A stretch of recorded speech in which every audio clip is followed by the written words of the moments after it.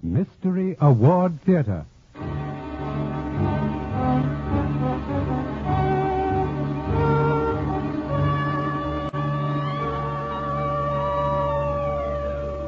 Presenting Pieces of Silver, this week's selection for Mystery Award Theater.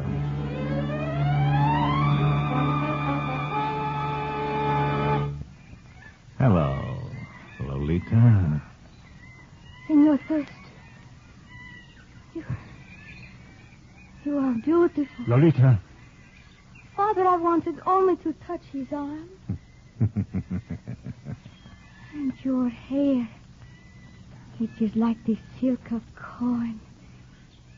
I have never seen such hair on your Lolita, hand go back to before. the house. No, stay where you are. Be reasonable, Simpson. They all have to come of age sometime. You're lucky she's met a man with skin the same color as your own.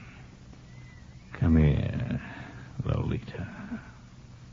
Si, senor.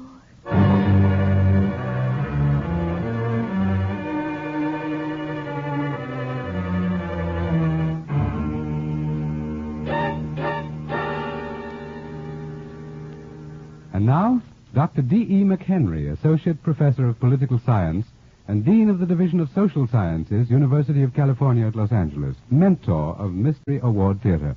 Dr. McHenry. Each week, ladies and gentlemen, my associates and I select the very best mystery story we can find in our researches in that most popular and instructive literary field. For this evening, we've chosen the fascinating story by Mr. Brett Halliday, of which you've just heard a part. Mystery Writers of America, nationally famous Authors Association, are making it possible for us to dramatize these story selections for you. Listen how this one puts a brilliant new twist on one of the great classical themes, the same which Victor Hugo used in one of his novels, and which gave Verdi the plot of the grand opera Rigoletto. See if you note how Mr. Halliday has beaten these classic masters at their own game by finishing his story more neatly than they did theirs. When the dramatization ends, I'll discuss this with you.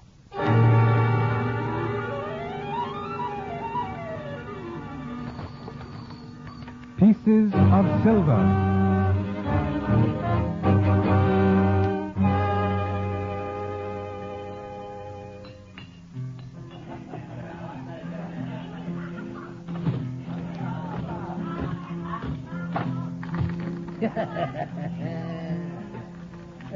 This slot machine, this one-armed bandido. Manuel has made him bleed a little. But never, as you Americanos say, the jackpot. What, senor? Oh, you are getting red in the face for my proof that the gringo Thurston is dead, huh? Insurance companies must know such things, huh? First, I wet my throat.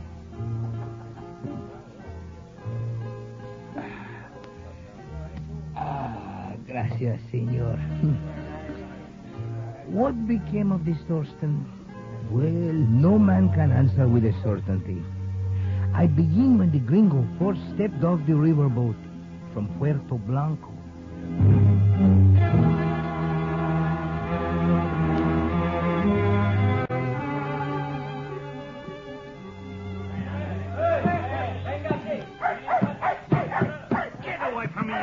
Mongrel. Saludo, Ken. What a pesto. It is wrong, senor, that you kick a dog. You don't say. What did you say your name was again? Pedro, senor. Yeah, I remember now. I hired you to take care of my luggage. Didn't I? Surely you remember, I senor. didn't hire you to tell me what you think is right or wrong. Did I? Well, no, senor. See this? See. Very large feast. In my book, that's the only difference between right and wrong. You understand? Comprendo? No? Okay, I'll show you. You gringo pig. Look, he a pistol. What's the matter with you, Spix? Did you ever see a man get laid out on his back before? Anyone else here want to step up and smell my fist? I'll take you on with your whole white-livered family.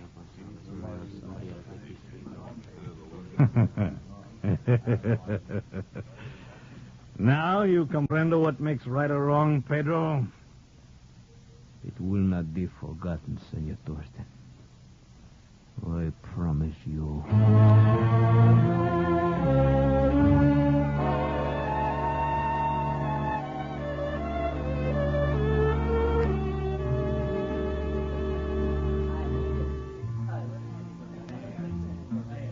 Aye, senor. Such was the man who was to come face to face with Lolita Simpson in the jungle. Ah, Lolita, more beautiful than I can tell. Soft, young curves to quicken the heartbeat of any man. Simpson? Oh, I explained the name. 20 years ago, her father, a good Americano, took a wife from the Jurio tribe, Indians in the hills. Well, the very day Thorsten arrived here in Tehuacan, he met Lolita's father, Senor Simpson, in this cafe. I stood as close to them then as I did 3 nights later while Lolita danced the fluencita beneath the light of flaming torches. And the warrant for the gringo Thorsten's death was signed. But that first day, the 2 Americanos were sitting at the table over there.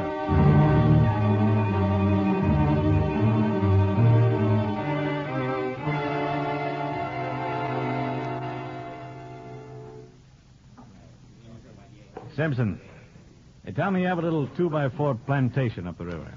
Yes. Bananas. Well, I want you to guide me that far on my trip into the hill country. Well, I'm just in Tehuacan for supplies. I'll be starting back in the cool of the morning. No, you're not. Just like me, you're pulling out upriver right after lunch. Oh? I am Thurston? Yeah. There's $10 in it for you to round up some Mex carriers and guide me as far as your place. Well, after lunch is the siesta hour. What's that to me? It's too hot for men to travel with packs. Tomorrow morning will be soon enough. Curse all your siestas. If you don't want to earn $10, I'll go alone. Well, 10 American dollars don't drop into your hands in Tehuacan every day. It's a small fortune in pesos. Yeah, that's better. Tell me, what's so important to you back there in the hills? Oil. I've heard of seepages up there. You ever seen any? Never occurred to me to look. That's the trouble with you Americans who go native. You settle down with some sloppy, fat, spick woman and lose all your American push. I must remind you, you're referring to my wife, the mother of my children. Just remind me? Why don't you come at me with a knife? That's how a man would act if he had any pride. Have you lost that down here, too? I think I'll take a drink. You know, I'd like to know something. Why did you ever marry that Indian? A real man can grab himself any woman he wants down here. I know what we can drink to, Thurston. Your simple, uncomplicated view of life. Oh, yes. And the almost certain rewards you have coming to you. May you live to enjoy them.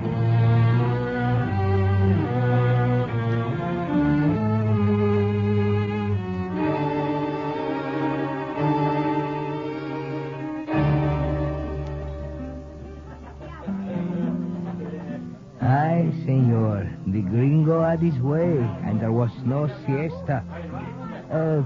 Pardon me, senor. Un momento.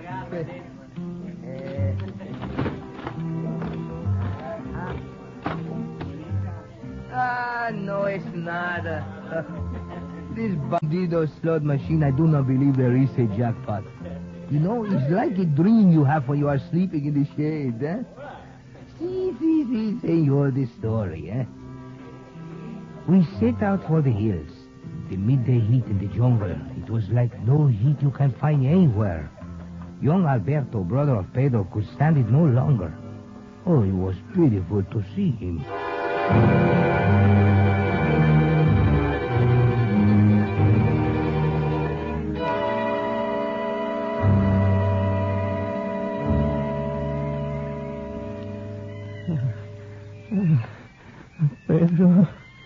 Pedro. Here, Alberto. You take hold of me. No, I cannot go on. I'm burning in my stomach. Manuel, what we do? This heat will be your brother's death. No, it is not the heat. It's like this morning when a gringo come on the river, boy.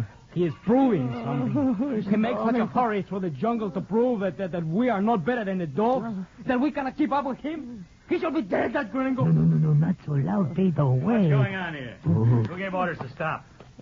I knew I couldn't trust any of you with my back turned. Looks like one of your carriers is a sick person. Sick? He's very sick. Who do you think you're fooling, you dirty little sneak? You're just like your brother. Well, you're not going to loaf on my time. Oh, soon the sickness will pass. It is the too much heat. Have mercy, senor. You'd better listen, Thurston. Even though you don't permit such things, a man can die of exhaustion in the tropics. And Alberto's hardly more than a boy. You stay out of this, Simpson. Now get this, Alberto. It's no harder for you than for me.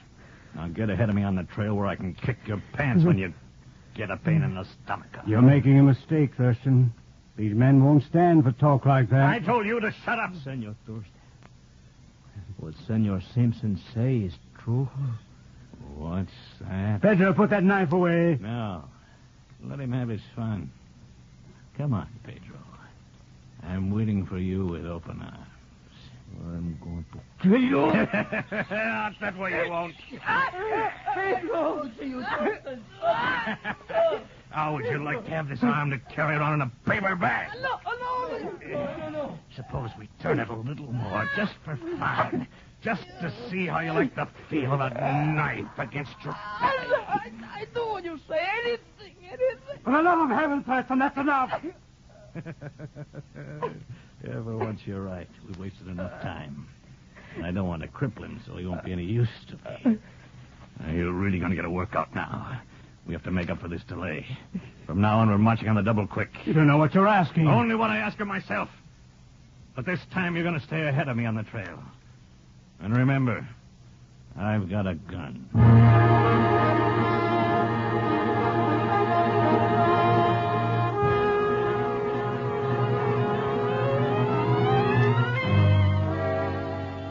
You are listening to Mystery Award Theater. To this week's selection by Mr. Brett Halliday, Pieces of Silver.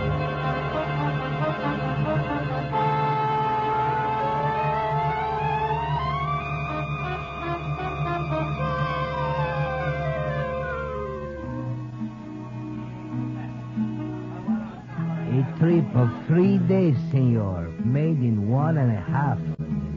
Every minute the feel of death in the air. If only the gringo had known where this mad race was taking him. Was that, senor? Oh, patience. I will come to the meaning of that. But now we arrived at Senor Simpson's plantation, and it was a welcome sight. Then suddenly our hearts stood still. Running toward the trail was Lolita. She stopped short and began to stare. She seemed to see no one but Thorsten. Some secret longing locked in her breast was lighted to flame by the cold, evil gaze of the gringo. She was like one hypnotized.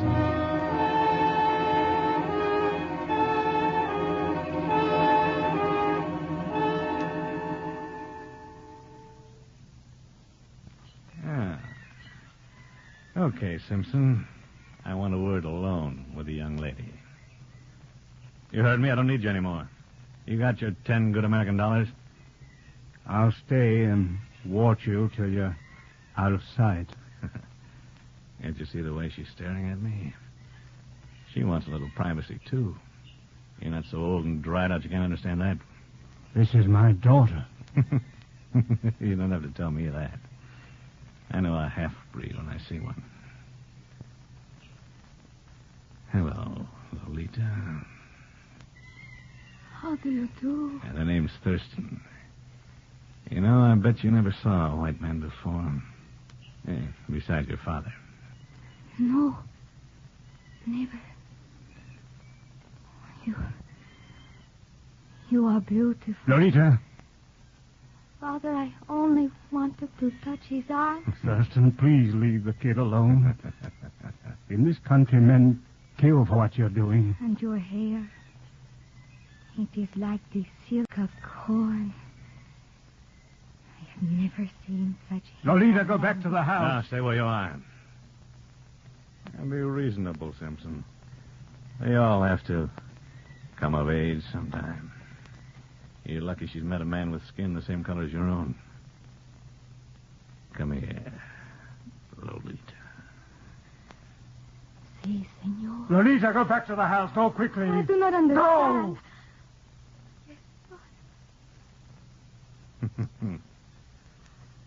You can't keep her away from me, Simpson.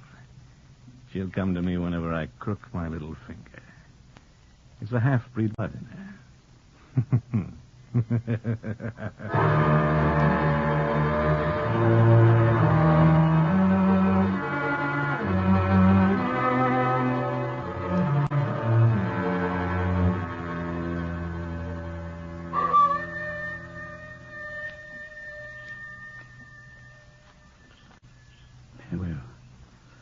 Manuel, wake up. Huh? Who is it? Be quiet. I don't want to wake Thurston. Oh, Senor Simpson. Is anything wrong? Yes. I'm afraid for my Lolita. Oh, I saw the meat today. I saw the meaning in his eyes. No longer is the gringo so anxious to race through the jungle. Now he plans to camp here 3 days near your plantation. That man dirties everything with his unclean touch. He will rouse in Lolita all the things I've shielded her from. And she won't be able to help herself. We must save her, senor. We can, Manuel, if you'll help. Oh, see, anything. I promised Lolita in marriage to Rue Urigan, whose father is chief of the Urios tribe. You will take a message to him tonight. See, what is the message? Tell him that the betrothal ceremony between him and my daughter must not wait until next month as we planned. It must be at once. Ah, that is good. Tell Rue he must come tomorrow night, lest he come too late.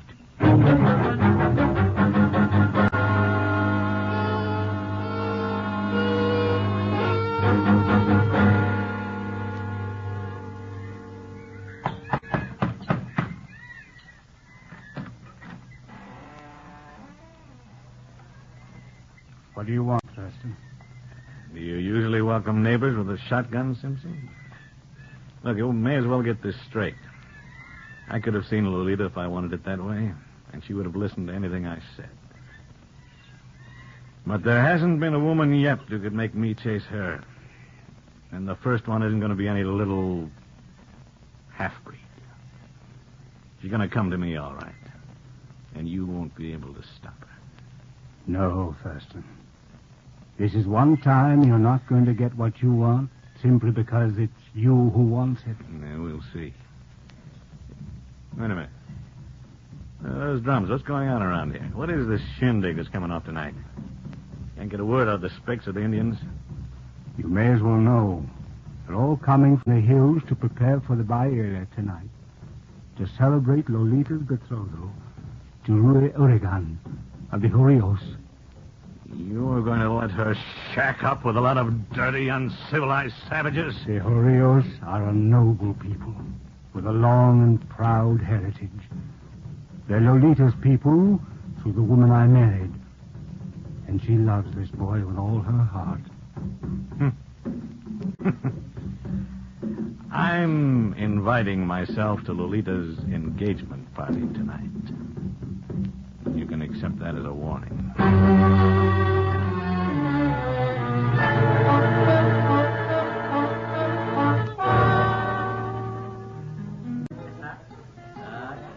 Patience, senor, the end is near. Oh, truly, that was a night. The fever heat of the jungle and the song of the guitars. A strange note of madness, senor, struck deep inside the man to set the pulse drumming.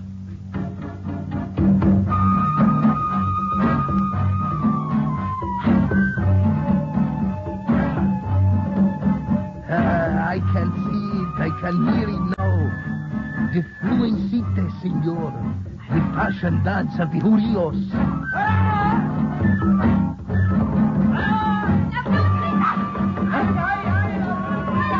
Faster, then more fast was the beat of the music as Lolita and Rui circled each other and seemed consumed by the fire that leaped in their eyes. It was then I saw the gringo come from the darkness of the jungle. Thorsten's eyes feasted upon Lolita's young body, yielding itself to the movements of her lover. He approached Senor Simpson, and they stood there in the shadows of the big trees. I suppose her sweetheart will be going back into the hills after the baile, huh? Hey, he's not allowed to hang around her until they're married, is he? Yes, back to the hills. Where you'll be going. I'm getting an early start in the morning. I'll finish my work and be back here before you know it. Time for a little vacation before I go to the States. While the boyfriend is off with his tribe. Business before pleasure, my motto. Let's go closer. This is something you're not likely to see again. Ever.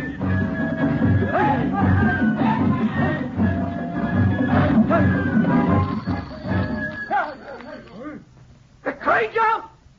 I will take his heart out with my hand! Go back, Rui! Listen to Lolita, my son. Let the Americano go his way. But my father, he has insulted my betrothed. It can do no good. He has a gun, Rui, and he's a man who loves to kill. If you follow Rui, him... do not leave me. But he threw American dollars at your feet. As though you were a girl who dances for the pleasure of any man. He goes into the hills tomorrow, exploring for oil. Maybe that will be the end of him. Yes, maybe it will.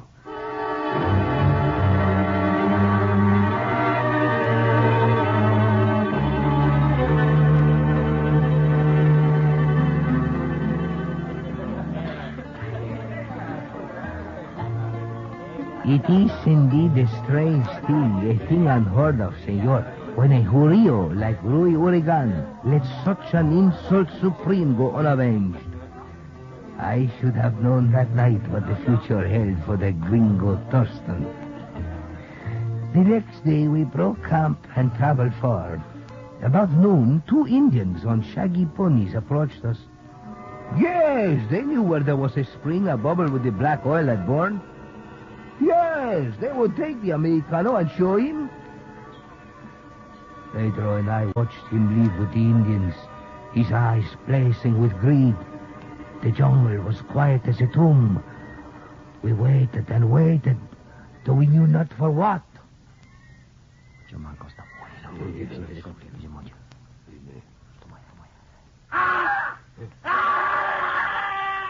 Vaya con Dios.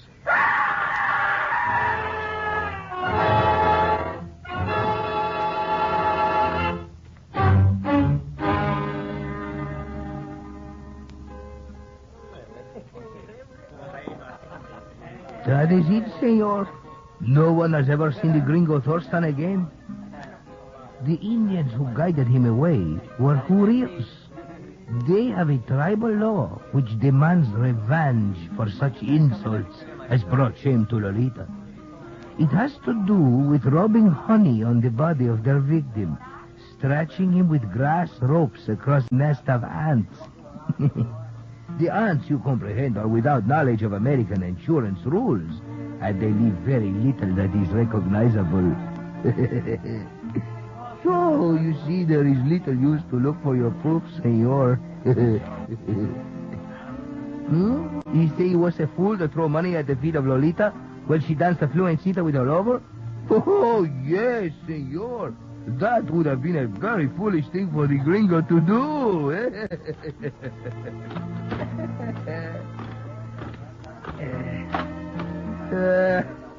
Bandido still robbing Manuel. You know something, senor? I think you have misunderstood me. Right? Well, it was not the gringo Thurston who threw the money at Lolita's feet.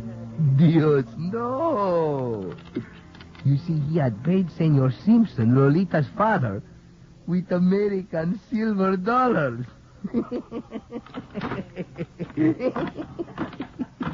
The jackpot!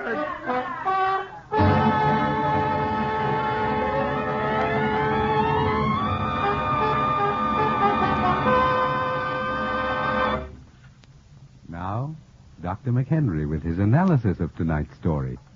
In tonight's story, we see that the central situation is an intensely human and natural one, which must have arisen in many thousands of homes all through the ages. It is the dilemma of a father who sees his daughter fascinated by an evil suitor. How can he make his daughter see the man as bad? How can he stop this man from ruining the girl's life? Many a father has been tortured by these questions. Now, make the father humble and almost helpless. Then make the suitor powerful and ruthless. And you have the dramatic crisis, which Victor Hugo and Giuseppe Verdi used as Bret Halliday has. But in Hugo and Verdi, the father failed to save his daughter. Rigoletto ends when the father tries to kill the suitor by a trick, but instead gets his daughter killed. The trick which Mr. Halliday's father used was a neater one, don't you think? Or shall we ask the author of himself? Mr. Halliday? Oh, thank you, Dr. McHenry. Coming from you, such an analysis makes me quite proud of my story. And let me compliment you on its dramatization. It was beautifully done. May I speak also for some of my fellow authors? Of course. My association, the Mystery Writers of America, wants your listeners to know that we're going to make our very best work available to you. You see, we appreciate the fine way you're using it. Have you chosen yet for next week? Yes, a story by Mr. Lawrence Blockman, who is so well known for his work in Collier's magazine. It's called Red Wine. Splendid. I know that story, and it's one that any author would be proud of. Join us again at this same time next week. Hear A Manhunt. A manhunt which doesn't end until the hunter and the hunted drink to its success from a bottle of blood-red wine. Mystery Award Theater is produced by Lee Crosby and George L. Fogel.